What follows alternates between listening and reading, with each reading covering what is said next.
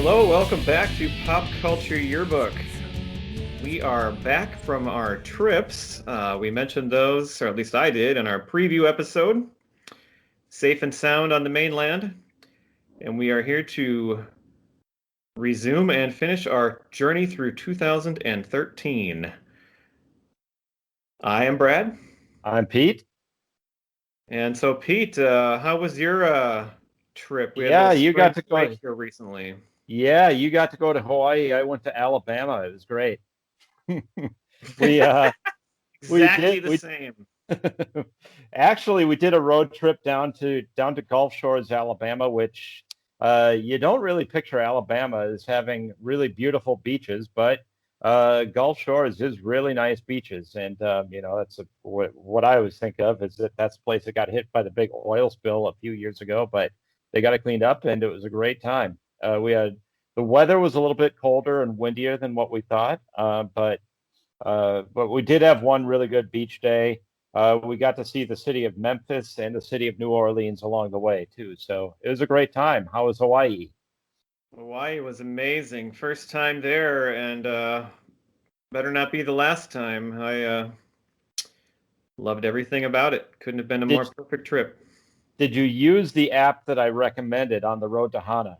I absolutely did use it, And and it we worked both out liked it well? a lot. I really liked the guy's voice. He was very calming and interesting to listen to. It was nice to listen to, like just as you're driving, actually describing the stops and stuff. I didn't think was all that helpful. I'm not sure about some of the places that he insisted you stop compared to some other ones, but it was still good. And the one he did tell us to stop at the K&A Arboretum, which is just a free walking place. But it was Yes. great because we went through two gates and we kept walking a little further than like it exists, although it doesn't say keep out or anything. And that is how we found a waterfall with like a natural pool, and that was the highlight of that day. And we swam there Nice. for a while and it was amazing. So Very he didn't romantic. mention that at all, but because he told us to stop there, it worked out perfectly. So well worth the $7 on the app. Oh, it was $7? I thought it Yeah, I was think it was $6.99 if I remember right. okay. Okay. Apparently, he has another one. I think he mentioned too, where if you could drive to the top of the volcano like we did, I think there's another one where he like narrates that too. Yes, we did that. We did that drive too. Very cold up there. We Oh did. yeah, we did. So you get to the end of the road, and then you're supposed to turn around and go back, and he talks you all the way back too. But we didn't listen to that. We went the other direction to the forbidden road that you're not supposed to drive on, and that was awesome. And I'm very glad we did that. Oh, we didn't do that. I would It not have was wanted to go back and re-drive the same route again right away. That just didn't seem very appealing. And the other way was a little more scenic and rugged and it was picturesque. when we went though, it was dark on the way back, so you wouldn't have been able to see anything. We wanted to take what we thought Oh was yeah. a safer road, so that's why we We did. it was late in the day, but we got back to our hotel pretty much just around sunset. So we were out there. It was still light on our way back. All right. Well, glad you had a great trip. Great trip. What are we talking about tonight, Brad? Well, this is our bonus episode, which means that the content was chosen by our, as I always say, great friend and collaborator, Dave. And just side note, doesn't matter to anybody but me and Pete here, but this is probably about our fourth time recording this series of episodes because of many different sound and other factors that have come up. So I Well, think we'll as I both be said, happy to check this one off the list here tonight and be done with it. we're talking about 2013, and 13 has been bad luck for us, but Oh, I good think we point. got it nailed down now. So anyway, Dave is a huge, can't overstate how many huges there are there, fan of Andy Samberg. And Andy Samberg, many people will know from SNL and Brooklyn Nine-Nine and other things, but he also is part of the musical group The Lonely Island, which, even if you're not very familiar with them, most people know them from Saturday Night Live because of their digital shorts, Mhm. like Dick in a Box and Mother Lover, which were two very famous ones. But so Yeah. he had chosen an album by them to listen to, and Pete and I had not heard this before, but we do love Andy Samberg and we do love funny stuff. So we listened to it and we're going to talk Well, about I it. think Sandberg is really underrated as far as people don't think of him as being as talented as he really is. He Yeah. does make, he's funny. In Saturday Night Live, he was good on Saturday Night Live, but he did, like you said, he produces these songs that are funny, but at the same time, they are really well produced, as this album is. Yeah. And I mean, he's gone on. I mean, he was good on SNL, but I don't know that he was ever the standout guy in that cast. It felt like maybe he was underutilized or I'm not sure. But he's made some movies and then Brooklyn Nine-Nine I mentioned that are just fantastic. And he's only gotten brighter as a star as after he left Saturday Night Live. It's almost as if it's his shtick to kind of be the secondary guy or not be as well known, because that's kind of what he plays into, like being kind of the loser guy and all that kind of stuff. So it probably makes it that much better. Yeah. So we listened to the Whack album, and then we are going to talk also about Saturday Night Live after this and our favorite TV shows of the year because we thought they would tie in well with this topic.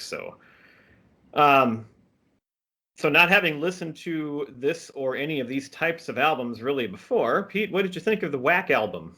I thought it was hilarious. I laughed at most of the songs. A couple of them were kind of stupid, but I didn't really know what I was getting into. When he first recommended it, I had no idea what it was.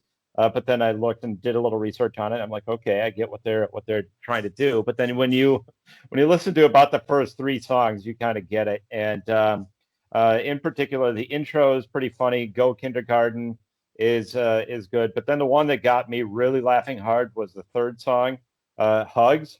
Actually, it's like the second song, isn't it? Because the intro is just it's I don't just an remember the intro. It's order, not even but really I a song. But definitely remember those songs.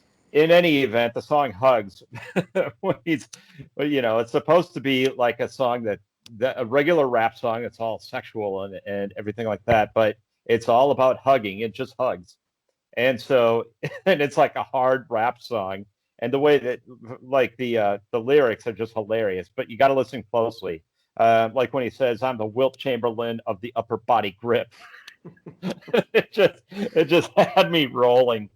Um, but yeah, and there's a number of songs that were like that. And Brad, I'm sure you'll get into. You may even have them listed out. The number of like guest stars that are on the album are just I do have the guest stars. it's like ridiculously good guest stars for an album like this. You wouldn't think, he must have connections as he apparently does.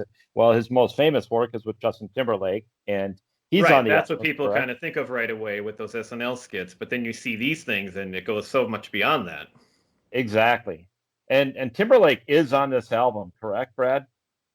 Or is he Um, not? I thought he was, I'm but not. maybe I'm Oh wrong. yeah, he is on this one. Okay. I have him listed. I don't remember the song. I just wrote the names down. But so he was on there. Yeah.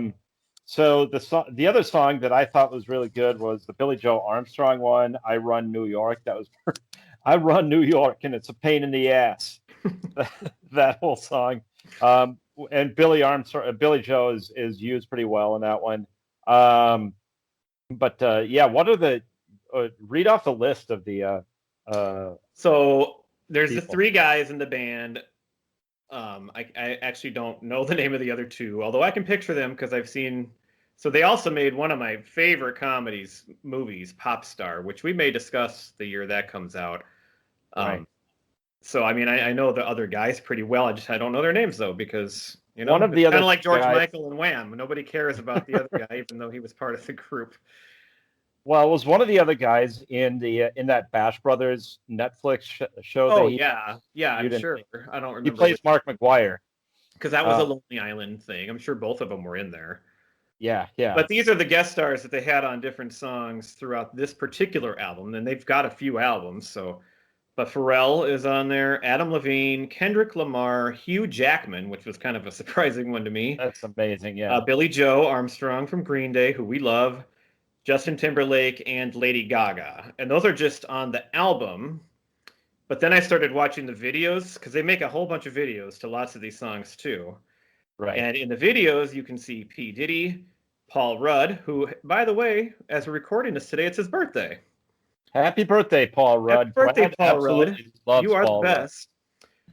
Danny McBride, James Franco, Zach Galifianakis, and then the other surprising one that I loved was Edward Norton, because I love that guy. But you don't really think of him as a comedy, and he kind of was out of place from what you'd expect, but it was great. So those Has are he all done a lot of work lately? I haven't seen or heard of Ed Norton in a long time, but maybe I've just been missing out. Well, no, that's a good point. I think he did make a movie that wasn't huge. I'm not going to spend much time thinking about it though, but I'll look that up because I'm curious because he was a huge star and I loved everything he did, but he's kind of disappeared, it seems like. Yeah, yeah. Anyway, go on. My so that was all the guest stars, but my reaction was similar to yours. I'm well aware of Lonely Island through Saturday Night Live, and there are bigger songs that were on there, but like it kind of like almost blew me away to realize they actually have albums out and like multiple albums because I'm kind of like, I mean, who buys that? But some people do, and Dave is one of those. But they are funny, and when I first looked at it, I'm like, 20 songs, that's a lot, but they're all really short, so it's not like it takes a Right. long time to listen to it. I think with comedy songs like that, you don't they're smart. You don't want them to be too long because you're like, Right. okay, I get the joke, and now you move on. And um, which was great. I mean, you kind of want to compare it to like a Weird Al Yankovic back in the 80s. Yeah, that would be a But similar, I mean, it's not the same, but a similar thing to compare it to. yeah, because Weird Al did his was all like parodies for the most part. He did a couple of his own original songs that were funny, but most of it was parodies. And but this is not parodying really exactly any song, but it is making fun of different music styles, like different rap styles, I don't know if it's making and fun of them as much as it's paying playing. homage to them and That like, could be too. using them in a funny way. Yeah, yeah, It exaggerates it, so it's in that way, it's kind of making fun of it, I guess. But right. But the one I guess complaint I would have, which is, and I didn't have too many, but even though they're short songs, 20 to me was still too many. I would have been good with somewhere between 10 and 15, and about to the probably 12th or 13th song, I was way into the album. I was really enjoying it. But I really tuned out towards the end, and it just got to be a little too much. I thought the same. I wasn't sure if it was the quality of the song. The songs just weren't as funny, or if it was just like you said, getting old towards the end. Yeah. So I'm not sure. Maybe, like I've said before, with some of these albums, it might be helpful to listen to them like on shuffle, like in a different order, to see if I still think the same or what. We learned from our friend, but a true fan would know too, that apparently several of the songs that are on there that I pointed out that maybe I wasn't a huge fan of are actually like running versions that they do on like there's a version of a song that sounds just like that one on every album, and so then it made more sense as to why it's there. It didn't like the song or anything, but it's like if you're a big fan and you listen to all the albums and you recognize those patterns, then that makes sense too. So yeah.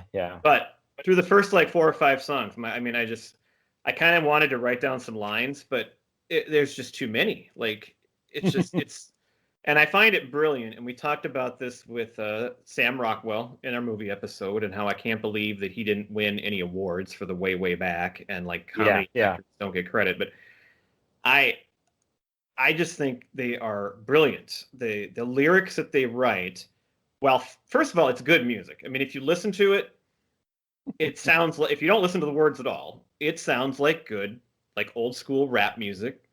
They do a bunch of different styles, and it just sounds good. Like it's produced well and it's well written. And then when you listen to the lyrics, though, they're hilarious. And I really envy comedians that can do that and can just put out that many witty rhymes and lines and just over and over. And it's like, how do they first of all come up with it, but then to make it fit and work together? I think it's amazing, and I think they're brilliant. And it's a type of comedy that type of skill that just doesn't get enough credit, because getting back to it's really hard to do. You brought up Sam Rockwell, who we talked about in a previous episode, and the quote from Sam Rockwell. I don't have it exactly here in front of me, but it was about that these comedians, and he used like John Belushi as an example. I mean, there's no reason that they are not as talented as like a Robert De Niro or anything like that. I mean, they are talented at their craft, and they accomplish what they are setting out to accomplish. Same thing could almost be said here, where they're not. An album like this is never going to win a Grammy or anything, but it's good. Well, actually, I think it could win. They do have areas for like comedy and different types of albums, which is nice. Oh, that's true. So I'm not sure if they've ever won one, but it actually wouldn't surprise me. You don't see them on the award show. They're like the behind the scenes stuff. Yeah. that they okay. Huh. Well, maybe they. Well, obviously this was in 2013, so they didn't. But maybe they could. Maybe Samberg could.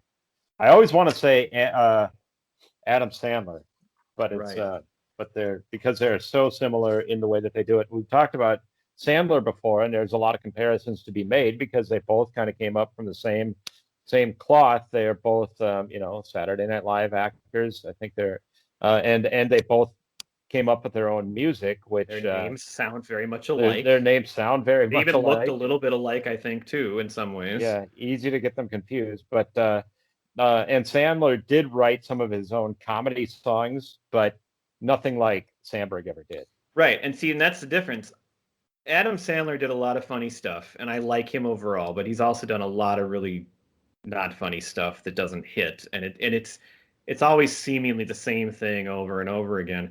Yes. And even when he was funny way back then, I liked him a lot. I enjoyed him, but I would never call him like a brilliant comedian or like a genius. And Andy Samberg, I actually would put in that kind of a category. And so to compare those two, they're both good. They both do a lot of funny stuff.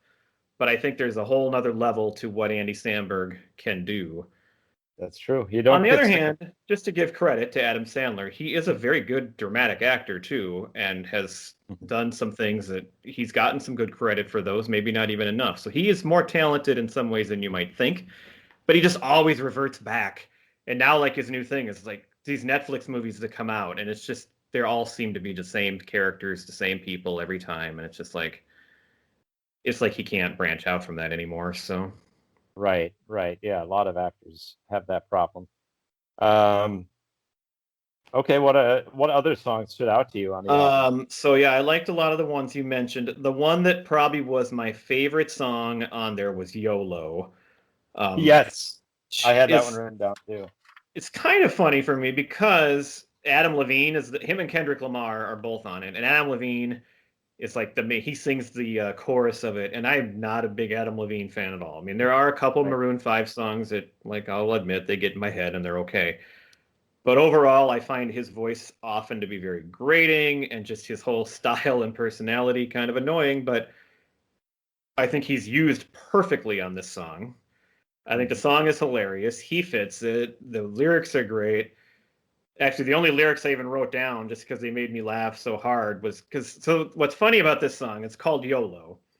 You only live once, so go out and do all these things. But it's actually ironic. They're talking about all these things that you can't do because you're going to get hurt. And then there's the line about furniture. It says 2 words about furniture: killing machines. And that, I don't know why that one just stood out so much, but I just thought it was so funny. There's no such thing as too much Purell. Yeah.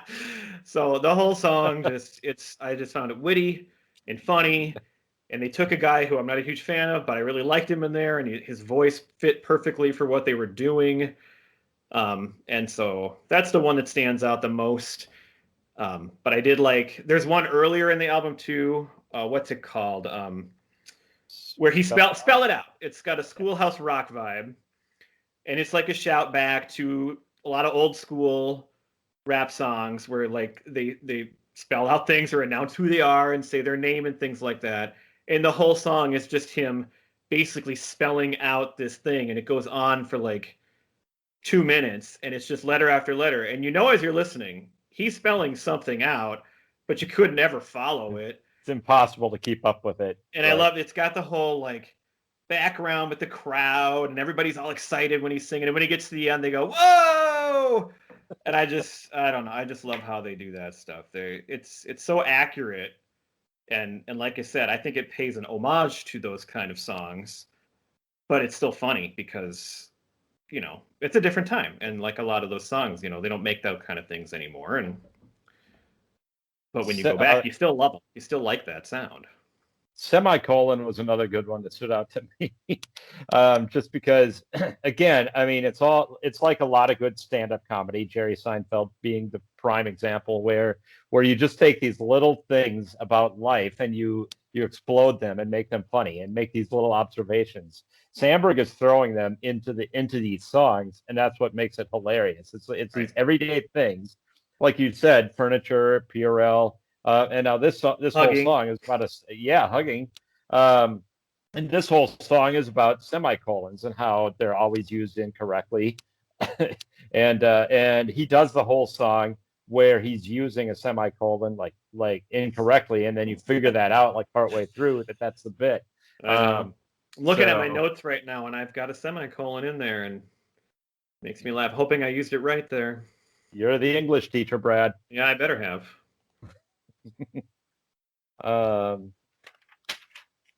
Okay. Anything else to add about the album?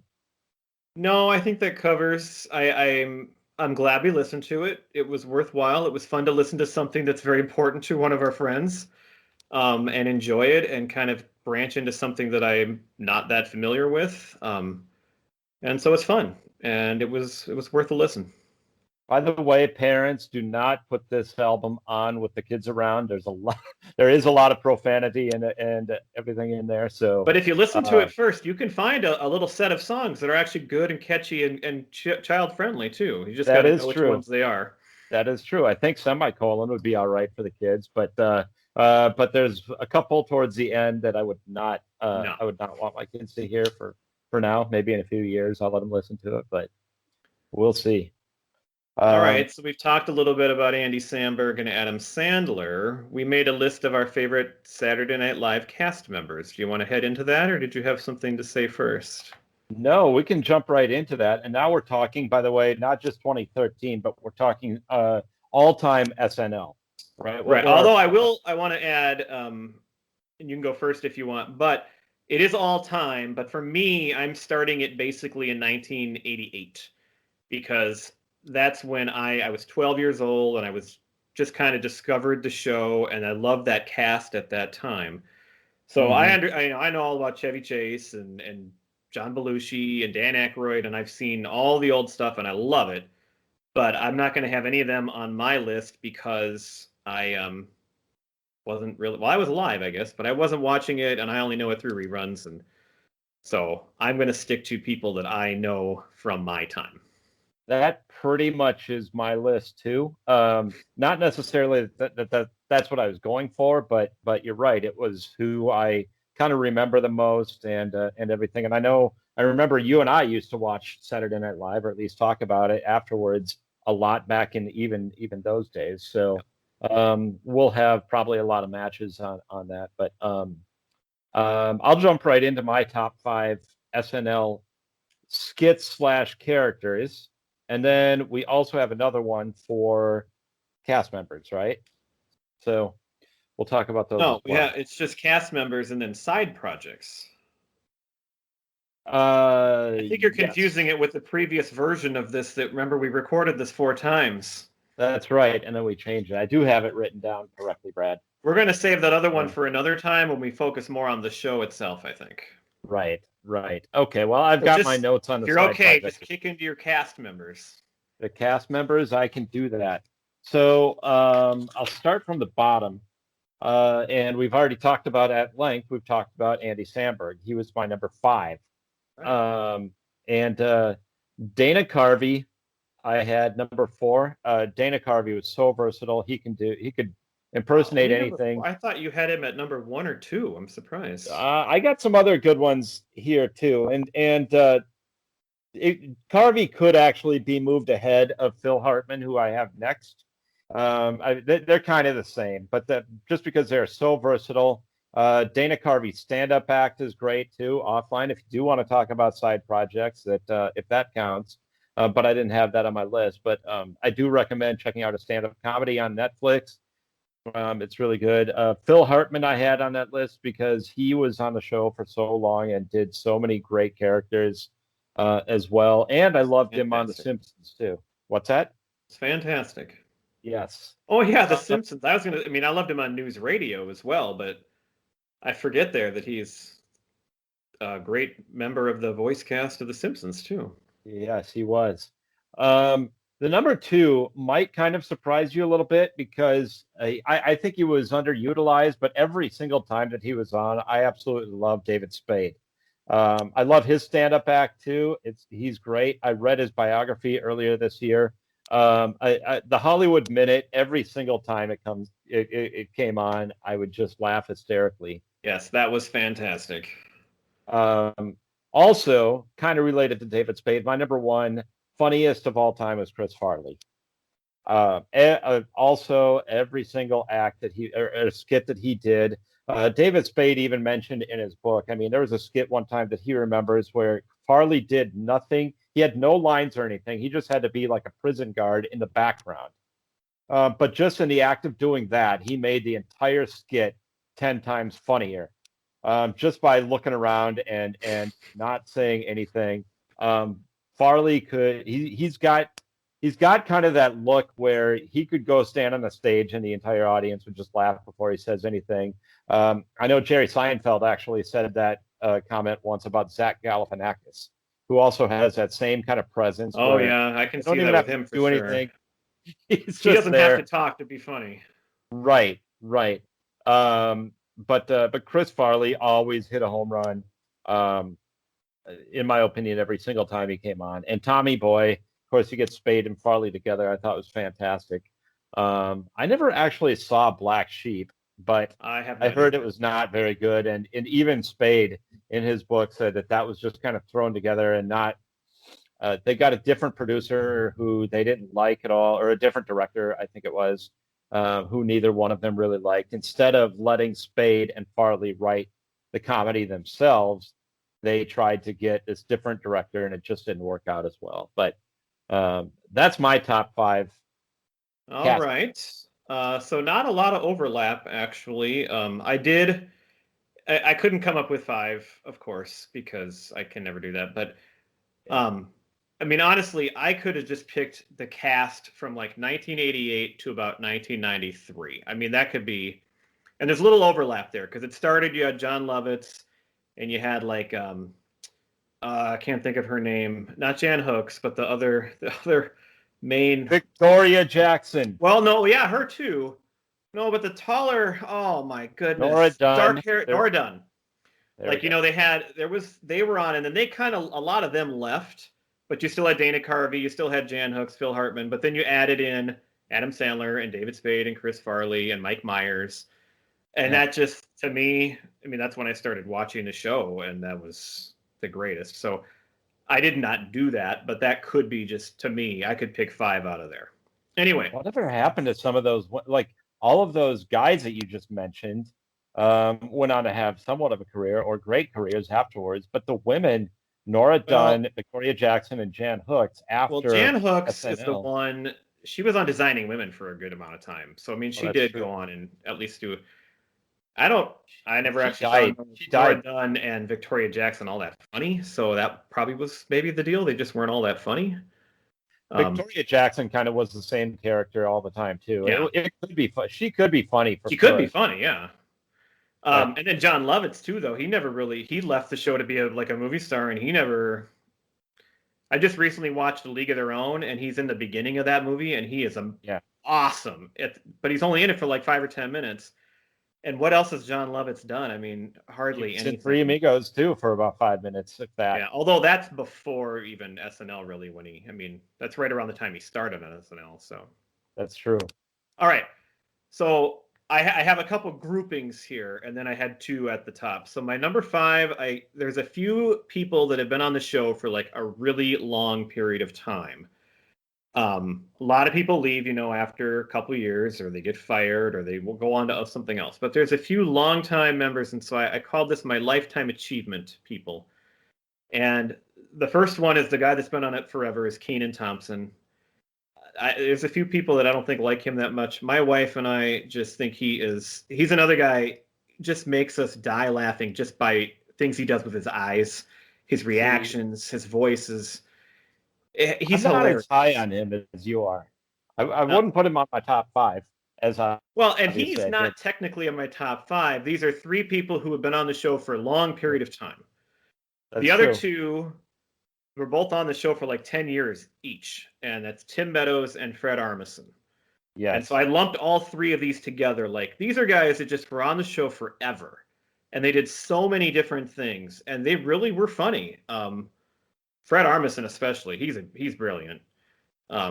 They were maybe never the main guy, although Kenan Thompson kind of has become that. But they were always there, and they were just always funny. And I grouped them together in that way because they were there for so long. Mm-hmm. My number 4, I had 2 people here that I call Jack of all trades. These are people who I love and are maybe 2 of the funniest people that were ever on the show. And they could literally do anything. And that's Bill Hader and Phil Hartman. So you mentioned Phil Yes. Hartman. But I feel like Bill Hader was kind of the present day Phil Hartman, where he could just, my God, he's one of the funniest human beings I've ever seen. And I loved him forever. And then he had been on a couple years, I think, before he started doing Stefan. And when he started doing Stefan, I don't know if I've ever thought anything was funnier in my life or laughed harder at that. And it hardly ever got old. It was even. He's another guy too. I think is a very talented actor. Oh, he's really talented. I'll actually talk about him in a minute here on our next list. Okay. Number 3, and this is one that you neglected, but you can't neglect the women of SNL. Now, back in that time when I started, I thought Jan Hooks was one of the funniest people on the show and was never given as much credit as the guys, which I think is a crime because she was hilarious. Mm-hmm. But in the last 20 years or so, women have kind of taken over Saturday Night Live. There's been a lot of funny guys, but starting with Kristen Wiig, Maya Rudolph, Cherry O'Terry, Amy Poehler, Tina Fey, they were that show for a long time. And still now with like Kate McKinnon and Adie Bryant and some of these other newer ones too that are on right now, I think are getting better every single week. The show has become very much more focused on the women cast members, and that's a good thing because they are hilarious. So I had Kristen Wiig and Jan Hooks were like the 2 that stood out the most to me. They'd make me laugh all the time. Yeah, Kristen Wiig especially, and anything Kristen Wiig does is hilarious, I think, as well. Yeah. Number 2 then, and this is a tough one for me because he does some things that don't hit with me, but I got Will Ferrell at number 2 because he is one of the funniest guys, just period. And I also credit him along with some of those women, like because he was in the cheerleading skit with Cherry O'Terry. But that cast kind of brought SNL back from kind of a bad spot in the mid 90s. Right. And he was like the guy that everybody loved and really, I think, gave it life again. I remember not liking him at first, like the very first year or 2 that I saw him. I didn't think he was that great, or he just annoyed me or something. But now you're right. I think he's one of my favorite all time as well. And again, I mean, all his movies, there's movies that don't hit with me, but he's done so many great ones. And again, he's a guy too, and actually I'll talk about it in a minute, but he's a good dramatic actor too. He's much more talented than just some of the dumb stuff that he's done. Mm-hmm. And then my number 1, you mentioned him, is Dana Carvey, because when I started watching this show, that was like the heyday of when Church Chat started and George Bush was the president. And then everything he did he was so good, and he could do every impression. And nobody will ever pass him, in my opinion. He is SNL to me, and he's the reason I started watching the show, really. You had Garth, and even small things like Massive Head Wound Harry, which he only did once or twice, but they're just brilliant stuff, and I love that guy. So, and unfortunately, he's one too that didn't go on to do a whole lot after. He did some stupid movies. There was one. But none of them were good or hit. Yeah, there's like he's Turtle Man or something like that. I don't know what. That's Master of Disguise. Master of Disguise, yes. They did that one on another podcast, which we love, which is called How Did It Get Made, which they make fun of terrible movies. Oh, yeah. And there's an episode about that. So He did have a TV show too, like a sitcom in the mid 90s at some point. I don't know if I ever saw one episode. It was only on for 1 or 2 years, but I have read about it. Right. And there's a lot of like big comedians now who were like unknown and very young at the time who were part of that show. And when you look Mm. back and realize who all was part of it, it's really impressive. But that show didn't hit either, which is kind of funny that, Will Ferrell was a big star and Mike Myers became a big star, but Kristen Wiig Yeah. became a big star, but Dana Carvey just never really did. Yeah, I don't get it. All right, our next list was going to be side projects then, because in The Lonely Island, that's Andy Samberg's kind of side project. And so we thought we'd talk about what are some things that we love that utilized SNL cast members, but were not related to the show. So, like, we're not going to talk about Wayne's World, which is a direct spinoff of a skit, but it could be something else that Mike Myers did or something like that. So I kind of hinted at a few, so I'll go first here and then you can finish it. All right. So I mentioned Bill Hader. And I did this list without doing a whole lot of research, just kind of what was in my head. There's a lot more than this, and in fact, I think your number one is one that I should have thought of, but it didn't even consider it. But Barry, the show Barry on HBO, is a wonderful show that Bill Hader stars in, and he's totally against what you'd expect as far as type. He plays a hitman. It's a funny, like, black comedy, but also very dark show and serious. He has to act. He plays a hitman, but he wants to be an actor. And it was awesome. And Henry Winkler's in it, and he's great. And there were only 2 seasons so far, and then I don't know, they were left on a huge cliffhanger. But then the pandemic hit, and this is one show I have not heard about coming back, and it's very disappointing right now. Number 4, I mentioned Will Ferrell. One of my favorite movies of his is not really a comedy. He is an outstanding actor, and it's called Stranger Than Fiction. And Emma Thompson is in it, and Queen Latifah, and actually Dustin Hoffman. It's got a really good cast. It wasn't a huge hit, but I just think it's a very witty movie. Being a English teacher, Emma Thompson's a writer, and she is writing her new novel. And Will Ferrell basically wakes up one morning and like has no control over himself, and he's living the life of the character that she's writing about.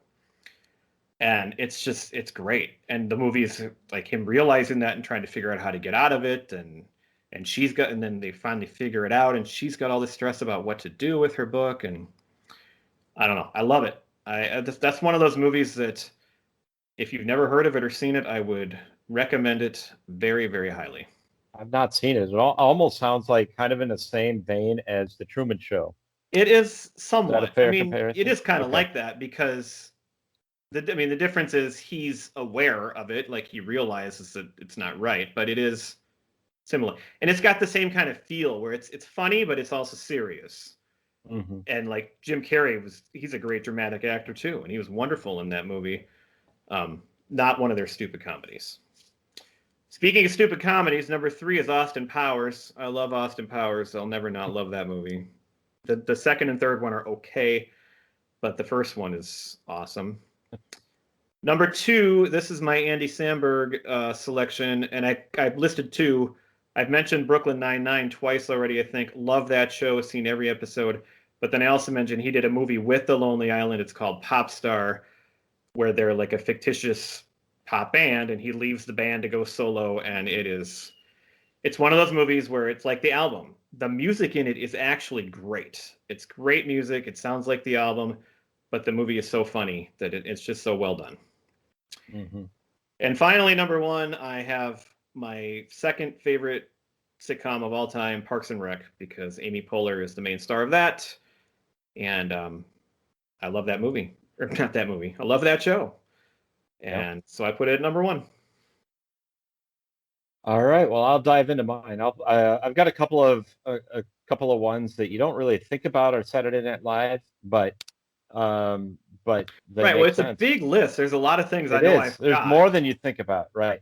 Including one that I know you're going to say, which is a perfect choice, and it didn't even cross my mind. So yeah, but I won't give it. one that I remember at the bottom on my number 5 was my all-time favorite movie as a kid. Growing up, I watched it over and over again. I would play the movie, rewind it, watch it again, rewind it, and like watch it 5 times in a row. I loved it so much. But it's Ghostbusters, Oh, which really? again is not one that you think about like Saturday Night Live characters, but you look at it and it's Bill Murray, it's Dan Aykroyd, and Yeah, I didn't realize you were that big of a Ghostbusters fan.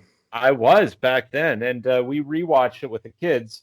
Now a couple of years ago, they liked it. They thought it was good, but Part of the not reason why we probably don't right. associate as much is because they were in that first earlier cast, and we Right, probably knew the movie Ghostbusters before we really knew that they were them on Saturday Night. SNL. So, Exactly right. like another, Um, here's another great one. Trading Places is that's one of my favorite movies of all time. But that yeah, wouldn't have crossed my mind. But I just thought of it now because of you said that. right, right. Next, I had Tommy Boy, which I've already talked about. I love David Spade and Chris Farley. That is another one I could watch over and over. Billy Madison. We talked about Adam Sandler. Um, and this is, really his work got kind of old, but this was really the original Adam Sandler movie, right? Yeah, It and was that it and was Happy Billy Gilmore Madison that I and then love. Happy Gilmore, and then it kind of went downhill from there. But those two movies, because they were the first of their kind for Adam Sandler, and just laugh out loud hilarious. Now I haven't watched it in a long time, so I wonder if I were to watch it again if it would be as funny. Billy Um, Madison. right. I I'm sure. watched it with my kids within the last year, I think. We watched actually that and Happy Gilmore back to back. I think it's pretty funny still. I was thinking about that, watching it with my kids, but I couldn't remember. And Chris Farley's in it too. You might forget that because That's it's not a right. huge part, but he's in there too. That's right. And then I had Austin Powers, which you talked about, and the number one movie, which is my favorite movie of all time, Brad, and I know it's probably yours too. And you totally don't think of it as Saturday Night Live, but it really is as much as anything. Yep. And it's Three Amigos. Yeah. Oh my God, you nailed it right there. Steve Martin, who Steve Martin wasn't technically a cast member. No, but he was basically like a He was a lifetime cast, cast right? member, pretty much. Right, right. And it was written by Lorne Michaels. Yeah. So it's a Lorne Michaels movie, so that Again, we counts. knew that movie probably before we really knew a lot about them on the show, but Right, Martin right. Short was on it. I mean, they were all on it, and that's a great choice, and I love it because it is one of my all-time favorites.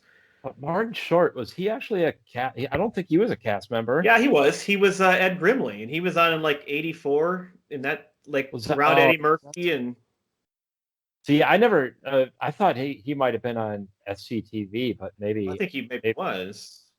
okay, because he's Oh, Canadian, and a lot of those Canadian ones, like John Candy and Rick Moranis, and um, well, in fact, two of the members from Schitt's Creek were on SCTV. yep. Um, so anyway, that's my top 5. Oh well, and not only was Martin Short Ed Grimley, but I just remembered he's in one of my all-time favorite SNL skits, The Synchronized Swimmers, the That's documentary. right. Yes, of course. Hey, you! I know you. No, you're not mad at him. You're just pointing at him.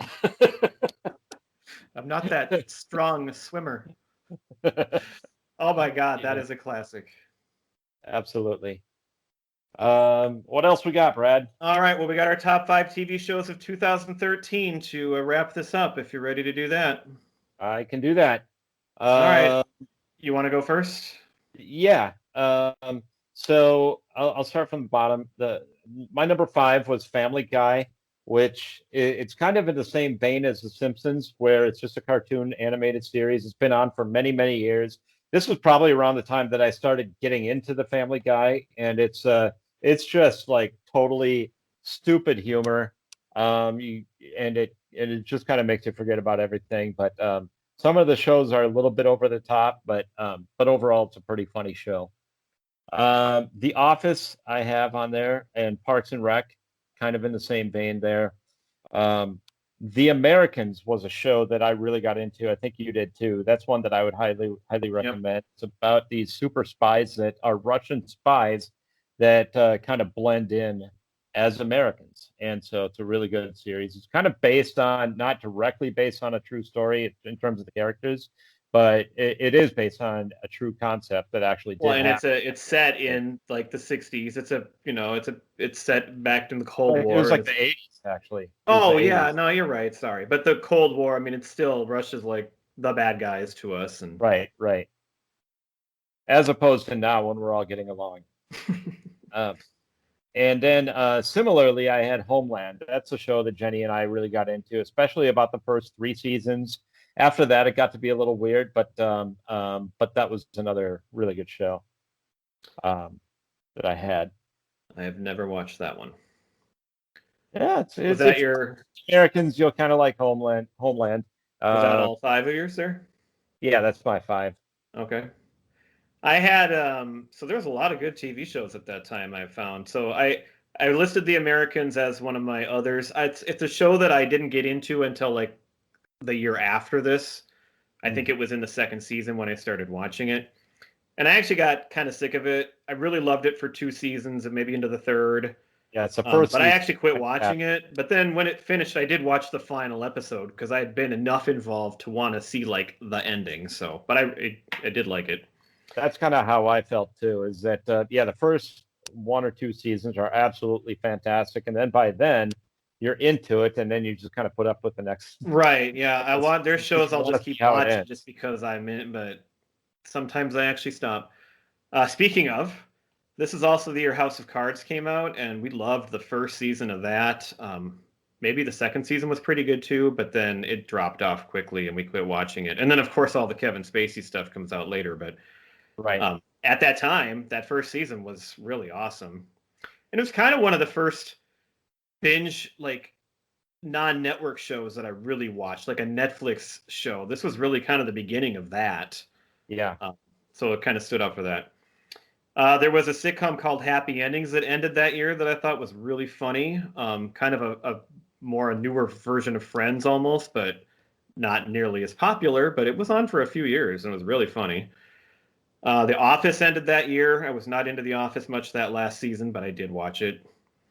The Big Bang Theory I was watching still. I didn't watch that all the way through, but I did like that show a lot at first.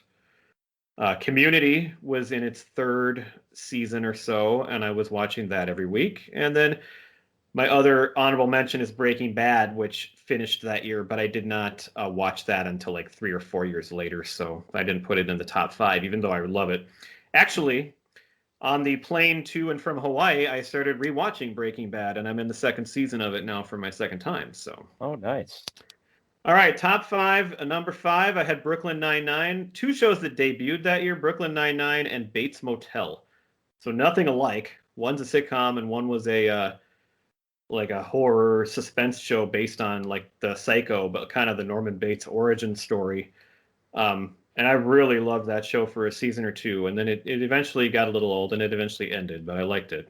Brooklyn Nine-Nine is still great.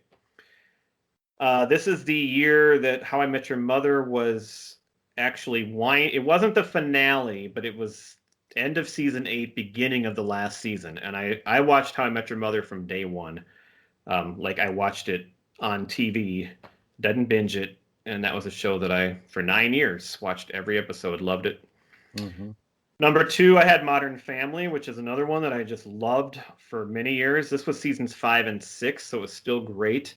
I quit watching that one. That's another one that like the last 2 or 3 seasons I didn't watch anymore. But then I did watch the finale when it came on because I'm like, well, I got to see that.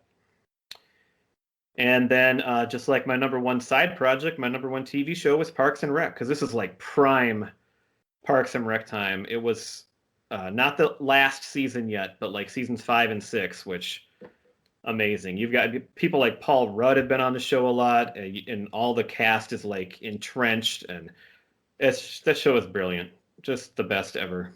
So that's my number one. Nice. That's a good list. All right. And I Anything think else that'll. about 2013? That wrap up? Are we going to close the I yearbook on think we're going to 2013? close the yearbook. Let's close the yearbook. So that will wrap up the month of April for us. We've got a lot of really amazing stuff coming up in May. We are going to have Brian Gifford back, Yes. And it's going to be an awesome series of episodes. We're going to be talking about 1989, and Great. I don't want to give too much away, but we are going to be discussing Roadhouse, so you don't want to miss that. Which I had never seen before, and now I have. Oh my God. So you're not going to want to miss that. We want to give a shout out to Preacher Row. Please give them a listen. Check them out. They are an awesome band. They're the music that you hear at the beginning and end of our episodes. So thank you very much for listening, and we will talk to you later. See ya. Bye.